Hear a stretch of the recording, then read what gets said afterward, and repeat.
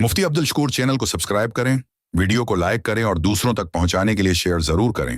अब अगर बचपन में लड़का और लड़की का निकाह हो गया, जब वो सग़ीर थे, अगर माँ बाप ने किया है, दादा ने किया है या वालिद साहब ने निकाह करवाया उनका, तो अभी शरन इनको इख्तियार है, जिसे फ़िकी मसाइल में ख़ियार बुलूग़ कहा जाता है। अगर वो उसको कबूल करते हैं, लड़का और लड़की उसी निकाह को बरकरार रखते हैं, तो उनका निकाह हो जाता है। अगर वो उसको नहीं रखते तो फिर उनको इजाज़त है कि वो उसी निकाह पे कायम न रहें। कुरान में ये मसला इसी तरह लिखा हुआ है, उलमा ने उससे माख़ज़ किया है कि अल्लाह ताला ने फरमाया वब्तलुल यतामा इज़ा बलगुन निकाह, यानी निकाह के उम्र तब होती है जब बालिग हो जाए। बचपन में अगर उनका निकाह हुआ तो अगर वो इख्तियार उन्हें आगे रखे, एक दूसरे के लाज माँ बाप की इज़्ज़त रख करके वो निकाह को बाकी रखते हैं तो रख सकते हैं।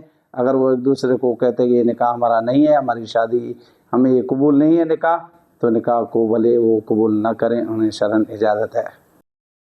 मुफ्ती अब्दुल शकूर चैनल को सब्सक्राइब करें, वीडियो को लाइक करें और दूसरों तक पहुंचाने के लिए शेयर ज़रूर करें।